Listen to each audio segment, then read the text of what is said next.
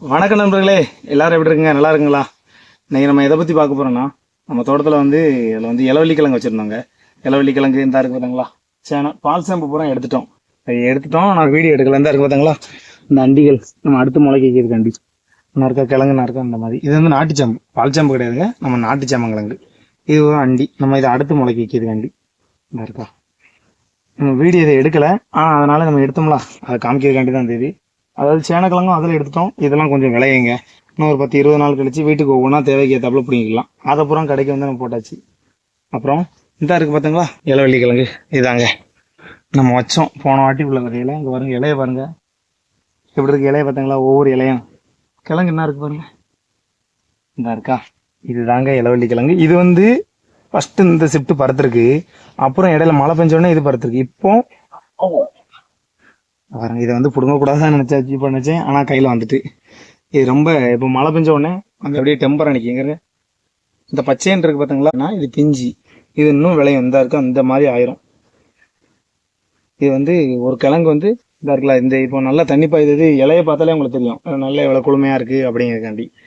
இது எப்படியும் 1 kilo 1.5 kilo size வரைக்கும் இந்த கிழங்கு வந்துடுங்க. ஆனால் ஒரு சில கிழங்குகள் பொடிசாக தான் இருக்கும். ஒன்றுங்க இதில் நான் பொடிச்சு தான் இந்த இருக்கா. இது அவ்வளோதான், மேவிட்டு ஒரே கலரில் இருக்கா, அந்த மாதிரி இருக்காது. இது ஒரே கலரில் இருக்கா, இது அவ்வளோதான். ஃபஸ்ட்டு இளவள்ளி கிழங்கு பூக்குங்க. வள்ளி கிழங்குக்கும் பூ உண்டு. அது என்ன இருக்கா, அதோட பூ இதாக இருக்குது பாருங்க. இந்த பூ ஃபஸ்ட்டு வந்துடும். இது பூத்து முடிச்சுட்டு இந்த பூ வந்த பிறகு தான் இந்த கிழங்கு அதிலேருந்து கிழங்கு வெளியே தள்ளும். ஃபஸ்ட்டு பூ தான் வரும், அதுக்கப்புறம் தான் இந்த கிழங்கு வரும். சரியா? இதை நம்ம சும்மா கொடி மாதிரி அப்படி தான் இருக்கும். ஆனால் இதில் எந்த பிரயோஜனம் கிடையாது. ஆனால் பூக்கும், இளவள்ளி கிழங்குக்கும் பூ உண்டு. எல்லா கிழங்குக்குமே பூ உண்டு. அத்தி மரத்துக்கு தான் பூ கிடையாது, மற்ற எல்லாத்துக்குமே பூ உண்டுங்க. நண்பர்களே, நம்ம இந்த ஓரத்தில் வேலியில் மட்டும்தான் வச்சோம். ஃபஸ்ட்டு இது வீடியோவில் நம்ம இது வீடியோவில் ஏற்கனவே சொல்லியிருந்தோம், இந்த ஓரத்துலலாம் வள்ளிக்கிழங்கு வச்சிருக்கோம் அப்படின்னு.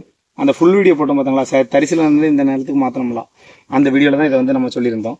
நான் இருக்குது பார்த்தீங்களா, இதில் ஏறி இந்த மரத்துக்கு ஏறிட்டு நான் இருக்குது. அந்த மரத்தில் நான் போய் பாருங்கள், இங்கெல்லாம் நம்ம கிழங்கு வைக்க. ஏன்னா இது அதனால தான் இந்த குப்பை அரைக்கி விடாம இருக்கும். இல்லைன்னா இதை அரைக்கி விட்டு மரத்தை நேரே விட்டுருப்போம். உங்களுக்கு பார்த்தாலே தெரியும். இங்கே பாருங்கள்,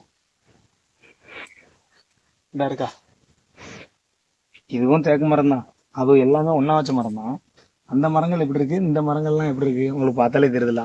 வேற ஒன்றும் இல்லை, இந்த மரங்கள் பூரா இங்கே தான் சாப்பிடுது. இந்த ஓரத்தில் பூரா நம்ம மரங்கள் இண்டேர மணிக்கு பார்த்தாங்களா, அதுக்கு எல்லாத்துக்குமே காரணம் கூடி வச்சிருந்த தோரை, ஆமணக்கு, அப்புறம் இந்த தேக்கு மரம். இப்போ அது எவ்வளோ குட்டியாக இருக்குது. இதை பாருங்கள் எவ்வளோ கருகருன்னு எப்படி இருக்குன்னு. இங்கே உள்ள உரங்கள் பூரா அதான் சாப்பிட்டுக்கிட்டு இருக்கு. அதனால அதை அரைக்கு மட்டும் நம்ம விட்டுருவோம், அதனால மேலே போயிடும். மற்றபடி அதை நம்ம ஒன்றும் பண்ண போகிறது கிடையாது.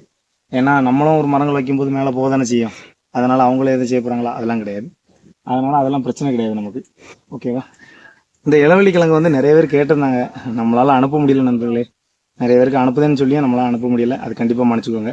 உங்களுக்கு தேவைன்னா இன்னும் ஒரு மாதம் அவங்க ஏன்னா விளைஞ்சிரும். ஏன்னா மழை வந்துட்டுனா கிழங்கு இன்னும் பறக்கும். இந்த க்ரீன் இருக்குது பார்த்தீங்களா, இந்த க்ரீன் பூரா நான் கிழங்கு இப்படி சைஸாக வந்துடும்.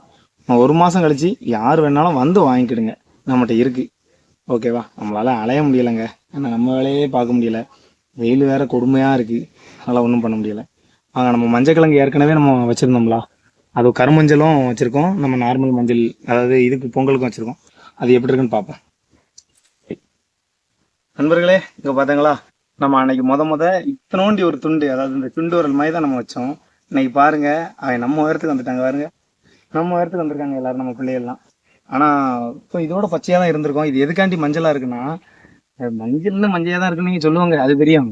ஆனால் இங்கே பாருங்க, இந்த இருக்கு பாருங்க, இதுக்கும் குருத்து புழுவுங்க. கிட்டவா இந்த இருக்கு பார்த்தீங்களா, குருத்து புழுவை. அந்த குருத்து சாப்பிட்டாச்சு, இந்த குருத்து வராது. இது அடிபட்டுட்டு இது இனிமேல் மஞ்சேன்ட்டு அவ்வளோதான், இப்படி பச்சைன்ட்டு நிற்கும்.